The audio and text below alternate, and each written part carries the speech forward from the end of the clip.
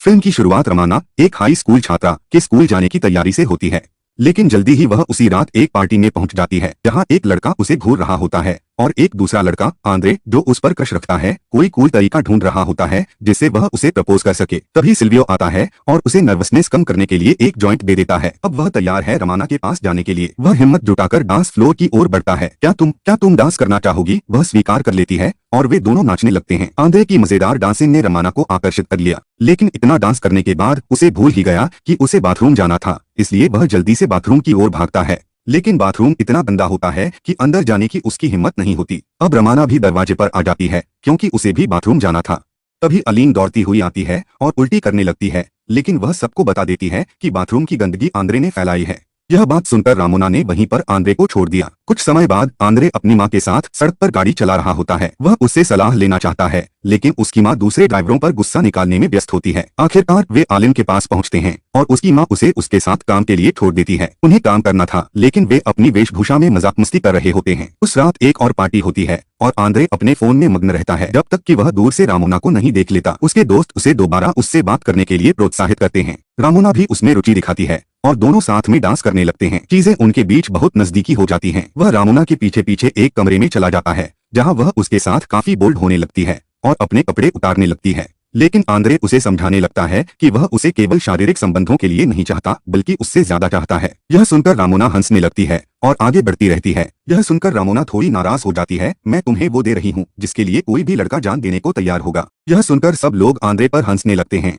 और अगली सुबह वह अब भी वहीं पड़ा होता है, अपने फैसले पर पछता रहा होता है और अपने दोस्तों को अपनी स्थिति समझा रहा होता है। उसके दोस्त भी मानते हैं कि उसने सही फैसला लिया है और एंड्रे दिन ब दिन उनके पलों का सामना करता है। स्कूल में वे कक्षा में पहुंचते हैं और एंड्रे सिल्वियो से रामोना को डेट करने के बारे में बात करता है और उससे ब्रेकअप करने के लिए कहता है। इससे सिल्वियो नाराज हो जाता है। वे एक दूसरे पर चिल्लाने लगते हैं जब तक कि रामोना आकर उनकी बहस को शांत नहीं कर देती। वह कहती है कि वह सिल्वियो को चुनती है, जिससे दोनों के बीच झगड़ा हो जाता है। बाद में उस रात एंड्रे अपने घर पर होता है, अपने चोट पर बर्फ लगा रहा होता है। जब उसकी माँ उससे पूछती है कि क्या हुआ, वह उसे बताता है कि उसे रामोना पसंद है, लेकिन वह सिल्वियो के साथ उसके लिए लड़ रहा है। उसकी माँ उसे दिलासा देती है और उसे छुट्टी पर ले जाती है। वहीं वह रिसेप्शनिस्ट को देखता है। वह बारटेंडर से उसके बारे में पूछता है। वह उसके पास जाता है और अजीब तरह से अपना परिचय देता है। फिर भी वह अच्छा प्रभाव डालने में सफल होता है और उसका नाम जानता है अनामुन। बाद में रात में दोनों समुद्र तट पर टहल रहे होते हैं जहां उसे पता चलता है कि वह कॉलेज में है। वे कुर्सियों के पास बैठते हैं और वह बताती है कि उसका पहले से एक बॉयफ्रेंड है, लेकिन फिर भी वह उसके साथ अच्छा समय बिता रही है। वे इस पर जोड़ते हैं कि दोनों के पास पिता नहीं है और वह उससे गाना गाने के लिए कहती है। वे सितारों के नीचे नाचने लगते हैं। वह उसकी मजेदार हरकतों का आनंद ले रही होती है जब तक कि वह उसे पानी में धक्का नहीं दे देती। फिर वे एक दूसरे को चूमने लगते हैं। अब वे उसके कमरे में हैं। वे अंतरंग होने लगते हैं। पसीना उनके शरीर से बह रहा होता है। आंद्रे एक कंडोम उठाता है और चीजें और भी ज्यादा रोमांचक हो जाती हैं। और जब सब कुछ अच्छा चल रहा होता है, लेकिन वह इसे नजरअंदाज कर देता है और वे फिर से अपने मजे में डूब जाते हैं। अगले दिन सुबह उसकी माँ उसे बाहर ले जाने के लिए जगाती है तो वह जल्दी से तैयार होता है और वे दोनों बाहर चले जाते हैं। लेकिन जब वह अपनी माँ को अनामुना से मिलवाना चाहता है तो वह वहाँ नहीं होती। वह बाहर खड़ी होती है क्योंकि उसे एक मेहमान के साथ बाहर जाने के कारण नौकरी से निकाल दिया गया था। वे दोनों दुखी होते हैं कि उन्हें अलग कर दिया गया है, लेकिन अनामुना उसे दिलासा देती है कि अगर उनकी तकदीर में एक साथ रहना लिखा है तो वे एक दूसरे को फिर से पालेंगे। इतना कहकर वह चली जाती है। वह जल्दी से रमोना के घर पहुंचता है जहां उसे अंदर बुलाया जाता है और वह उसे उसके कमरे में पाता है। अचानक वह उस पर भड़क जाती है और उससे झगड़ने लगती है।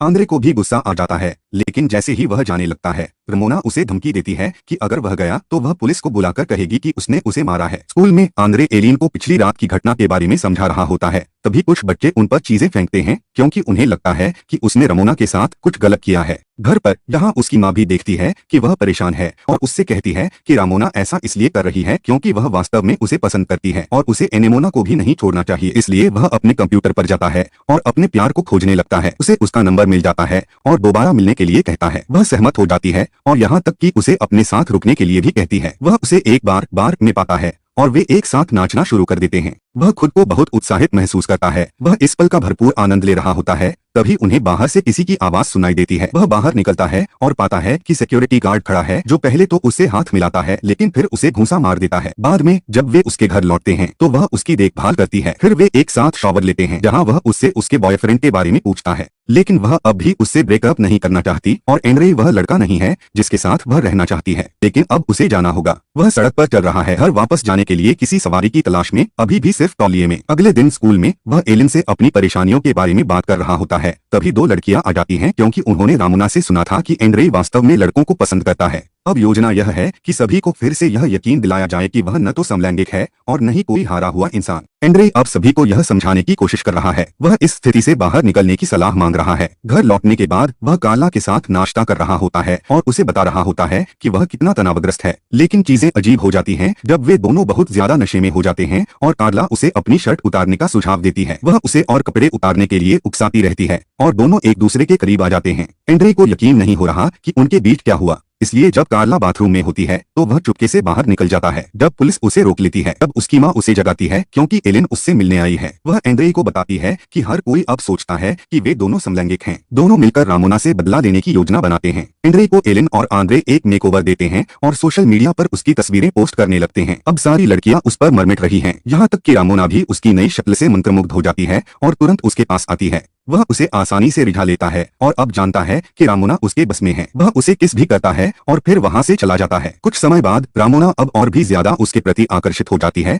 और सभी के सामने उस पर डोरे डालने लगती है। एक दिन कक्षा में एंड्रे को पता चलता है। जब वह यह सोचकर उससे ब्रेकअप करने की कोशिश करता है कि वह उसकी सुरक्षा कर रहा है तो उसे पता चलता है कि वह तो उसे केवल एक दोस्त के रूप में ही देखती है। वह उसकी माफी स्वीकार कर लेती है। बाद में आंद्रे और एलिन अपनी बदला लेने की योजना को अंजाम देने वाले होते हैं। आंद्रे सिल्वियो के पास जाता है और उसे ध्यान भटकाने लगता है जब तक कि कार्ला को सिल्वियो द्वारा दिए गए फूल मिल जाते हैं और वह उसके प्रस्ताव को स्वीकार कर लेती है। सभी चौंक जाते हैं, यहाँ तक कि खुद सिल्वियो भी, जो उसे फटकारता है और उसका मजाक उड़ाता है। गुस्से में वह सबके सामने चिल्लाकर कहती है कि उसने उसकी वर्जिनिटी ली थी और वह उसे पीटने लगती है, जबकि सभी उसका हौसला बढ़ाते हैं। उसी रात रामोना बहुत आकर्षक दिख रही होती है, लेकिन वह उसका मजाक उड़ाता है क्योंकि उसने उसे आरामदायक कपड़े पहनने के लिए कहा था। वे एक पुरानी इमारत में जाते हैं और कमजोर सीढ़ियां चढ़ते हैं, लेकिन जब वे ऊपर पहुंचते हैं तो वह दृश्य और उसकी सराहना भरी बातें सुनकर दंग रह जाती है। लेकिन जब वे बातें कर रहे होते हैं तो वह अनमोना के बारे में सोचने से खुद को रोक नहीं पाता। फिर भी वह उसे चूम लेता है और उसे घर छोड़ने का प्रस्ताव रखता है, जिसे वह स्वीकार कर लेती है।